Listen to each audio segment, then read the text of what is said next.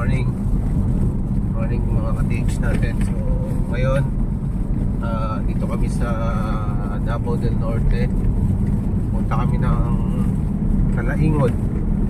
So meron kaming client doon. Kaya sinusundan lang namin. Medyo tanghali na. Okay. Alas 9 ng umaga.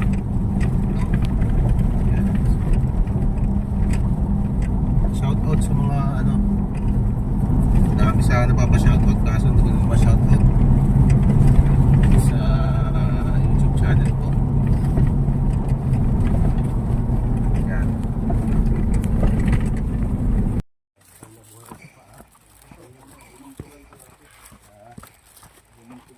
Handaan ko dito kasi baka ikaw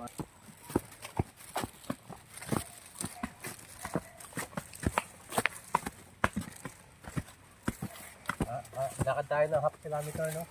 Ano ang bahay tayo dito, half kilometer. Dito kami sa Kalaingod, no? Davao del Norte. Ano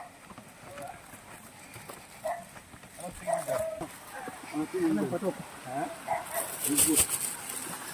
Ano palang ito dito?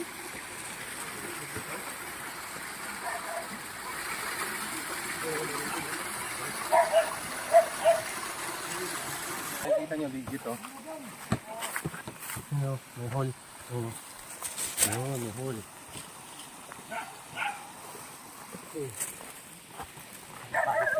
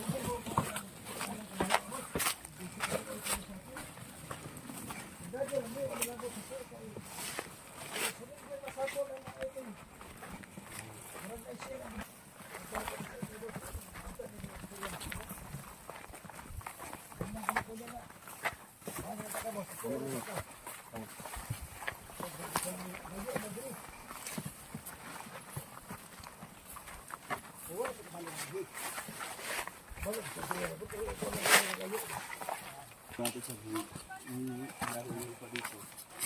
May dito tapos tagilan na nung tinabak ko yung area. sabi ko po ito? Dito doon sa may dinala.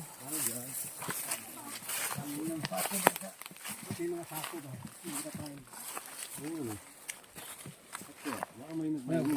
Bago pa lang yan siguro. Bago pa kami Yan nag-question. yung binako nila. 3 months silang nag-pinag kernel ang pinansin. Hindi na nakuha niya. Hindi na. Ang sabi daw nila, hindi nila nakuha. Tapos nung November, ngayon nung August, meron daw magpinas na doktor galing Amerika. Pero ang duda namin, parang nakuha. Imagine, 30 katao nag-operate dyan bago nagbako. Baka nakuha na. Ayaw lang umamin. Ayaw na kumamin. Siyempre, hindi ko naman amin ka. Diba? Hindi naman naman amin na nakakuha na, diba? Wala na. Negative na, hindi na niya amin yun. Pero sa palagay ko, hindi rin nakuha. Dalawa lang yan. Okay. Bakit hindi nakuha? Kasi yung ibang mga trabahan ko nila, mag-alat din sila nito ngayon. So... Merong ano ba? Merong SMS pa, merong ano. may ibigay ko sila na Na hindi nakuha. Sila man ang nag-comment yun. Ito, tubig. Ito yung parang tubod ni ito yung tubod na may kawayan, no, pinaka-ended. Nasa taas galing, pababa. Yan, tingnan natin. Putol pa siya, no? Hindi siya yan pababa ito.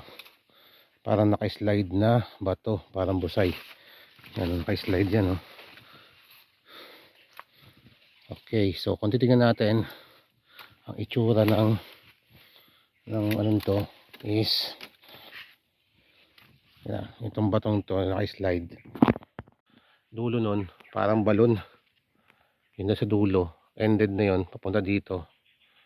Yan, kawayan. Tapos kung titingnan natin, ayan o, parang ulo, katawan, ulo to. Yan. Parang turtle nga na naka-side. Tapos, kung titignan natin to, may guhit siya. Ito, yan o. Ibig sabihin, lumang sapa. No?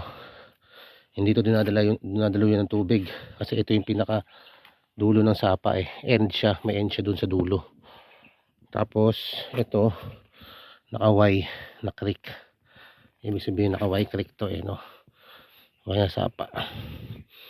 Yan. Ito, dead creek. Ito, buhay na creek na may tubig. Dalawa, ibig sabihin, nag-Y, ibig sabihin may tunnel sa area. Ngayon, ang gandahan dito, pupuntahan natin yun, turtle. Hindi na ako nagpa-video sa video camera ko dahil mahirapan siya dito. Ako na lang ang nag-video, no? So, sabaybayan natin to. Itong creek na to, no? Yan. Yan, sabaybayan natin. Okay. Medyo dami ng ano, dami na niyang parang lumot. Ngayon, may napansin ako dito parang bato eh. Kaya natin ito guys. Papasok natin. Para siyang simento. Para talaga man-made talaga siya. May mga graba. Ayun o. May mga graba. Ayun o. Ayan. May mga graba. Halo. Simento ang dating nito. So, ibig sabihin itong creek na ito is man-made. No? Kasi may ended siya. Meron siyang tinatawag na end sa taas. Itong creek, ginawa lang to. No? Sige. Let's go tayo. Baba tayo. Ay, bato. Tignan natin. Puro kawayan dito guys, no? Tingnan natin. Puro kawayan. Yan. So, ibig sabihin, ito na yun, ano, ito na yun, puro bato na. Yan. So, diretso tayo.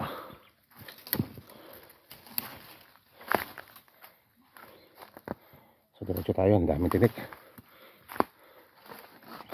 Yan. Isang heart. Hindi ko alam kung dati na ba ito dito o nagalaw ba. Ito. Ito, heart. Yan o. Hindi perfect pero heart siya. No? Tingnan natin. Yan. Heart ang forma niyan. Ayan o, heart. Kita nyo? Yan, heart. Nasa creek. So, ngayon. Yan, itong kusog mo. Iskan, hindi mo ito na iskan ninyo.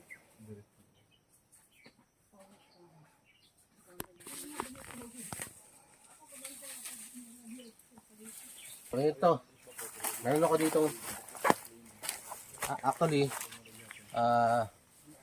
dito tayo sa Davao del Norte, sa Talaingod. Mga kasama ko dyan. So, hindi na namin sila bibidyohan, no, guys, no.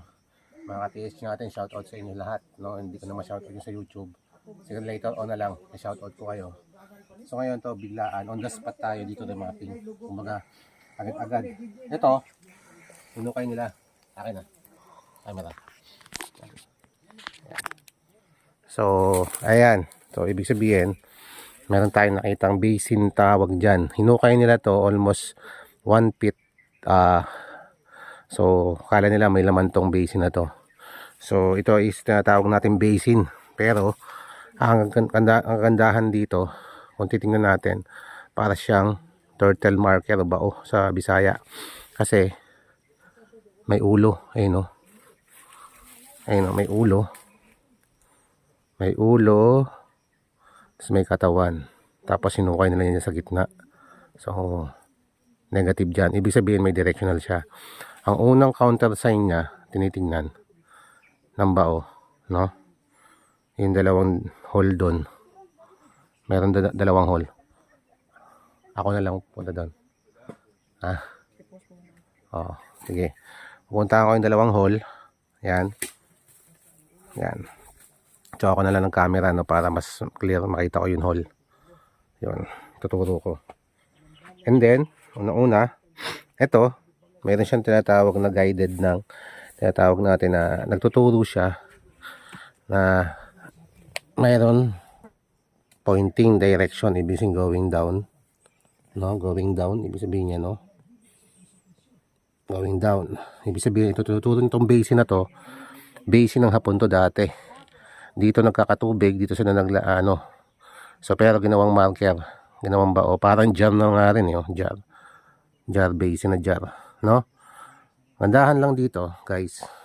Pag sa ilalim nito, hindi ko lang alam kung nagalaw do to o nabiyak. Meron siyang mga parang engraved dito. Yan, directional. Papunta doon. So, tayo doon.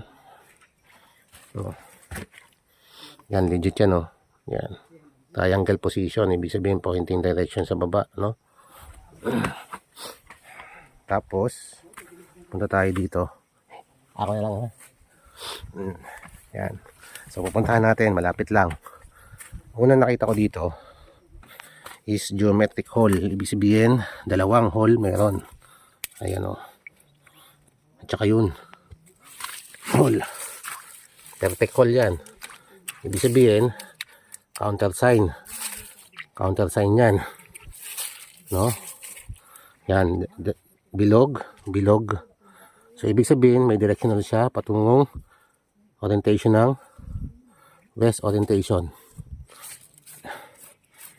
No? West and southwest orientation. Una-una, meron dito parang triangle position. So, ibig sabihin, papunta siya dito. Ang target. Yan. So, meaning, ito yung dati nilang hukay. Hindi ko lang alam kung ilang feet na to. So, tama yan. Inabante nila dito. Posible itong sa... Yan. Posible. Dito sa yung hukay nila. Dito yun. Deposit. Hanggang doon. No? Papuntang west and southwest orientation. Dito. Kasi, doon sa dulo, mayroon doon ano doon, turtle na flooring na naka-engrave, mukhang turtle parehas niyan. Kaso nasa flooring ang dating niya, nasa flooring. Parang ano siya, man-made flooring. Ito kasing sapang to, mga ka-TH, no. Sinubaybayan ko yung sapa hanggang doon, creek, na dead creek. Yung sa dulo siguro mga ang layo niya is nasa 50 to 70 meters. Naglakad ako doon. Nilakad ko 'yon. Ended na siya, ibig sabihin mayroon siyang tubod sa dulo ng kawayan. So, yung pinaka last. So, doon ko nakita yung may flooring na parang turtle. So, mayroon din doon na Y creek. Y na naka-engrave na Y creek. Ibig sabihin, itong anong to, mayroon doon Y na naka-sapa na Y. Kasi sa unahan doon, mayroon din hole doon eh. So, ayan, so, dito yung legit na hukay. Ibig sabihin, ito yung talagang tamang dig site nila. So, ito lang ha. So, malapit lang. Ibig sabihin, posibleng mayroon tong tunnel sa area sa ilalim. No? Yun lang.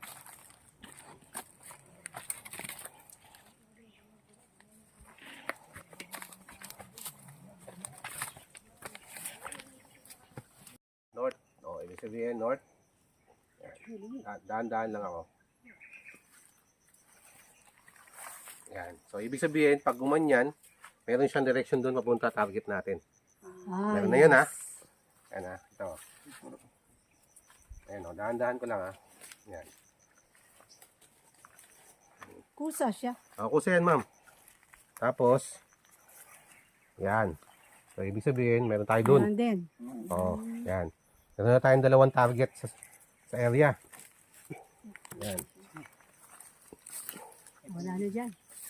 So, dalawa lang ang meron dito. Mga ano to, mga malalaking deposito, malamang. Ayan, o.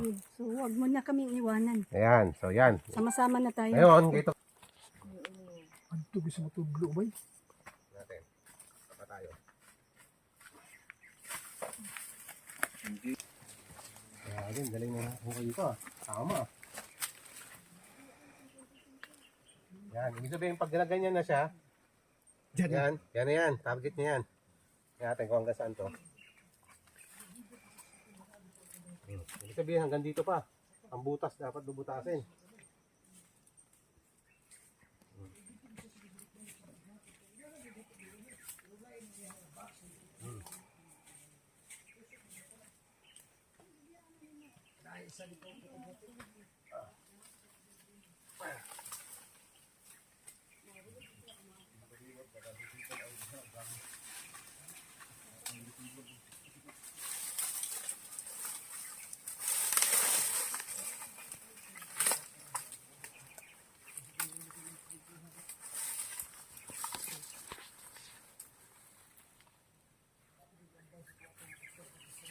Yan sir, hanggang dito sir. Diyan, ang dati ah. Yung guhit na yan, dapat yan. Yan ang ukahin natin hanggang doon. Bako. Yan ang dapat pag-ukay. Kunin natin Tesla. Yung Tesla before. Pagkitin natin ng Tesla. Iniikot.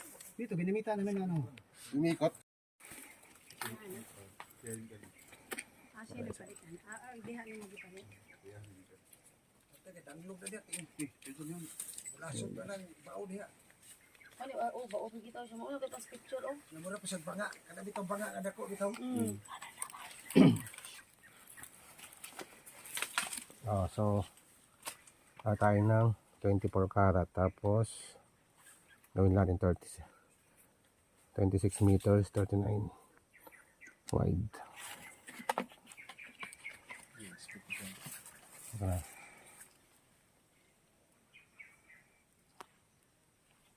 Yan. Ano?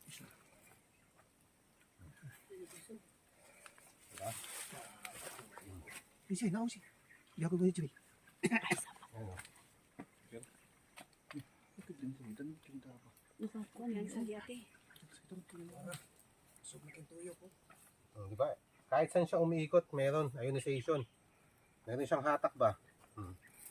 Hanggang dito siya, oh. Tayo taas. Suga nilo. Uy, mga sa ulan dito naman, no? Dito banda, bawa. Wala siya dito. Dito rin tao man guys, may bato.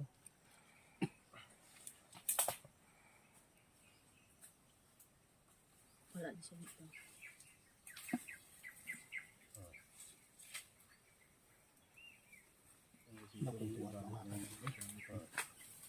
Nilala ko natin nga pagamit niya. Nilala ko na siya pagamit Ano? niya. Ito talaga siya. Tama yung butas niya eh. Dapat malaki lang. Wala na, hinay na. Tapos ito.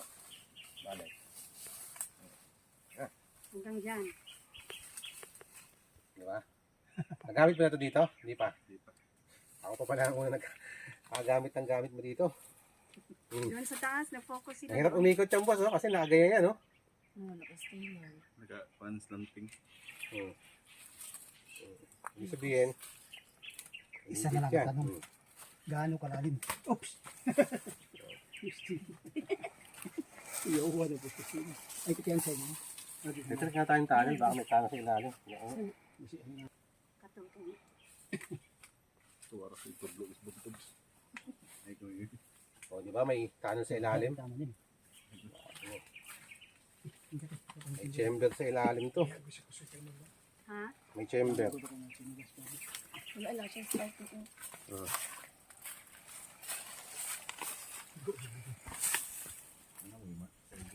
Nasa loob ng tunnel na ano, item. Uy!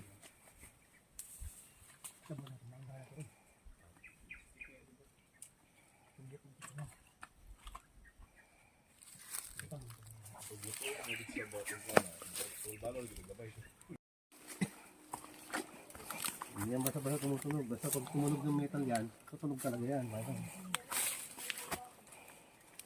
Kagaya dun sa ano, pinuntahan namin sa Wata.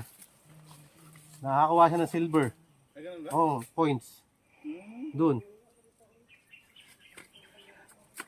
Sa kuweba, sa kuweba.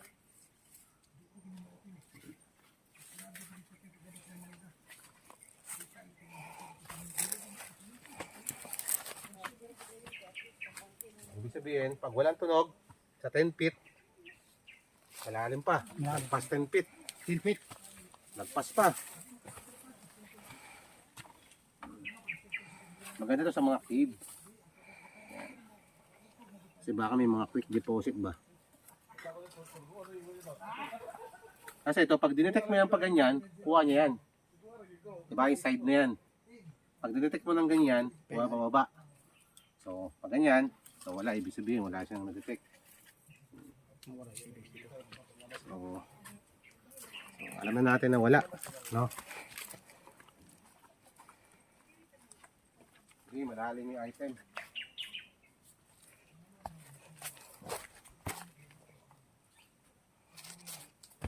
Talaga.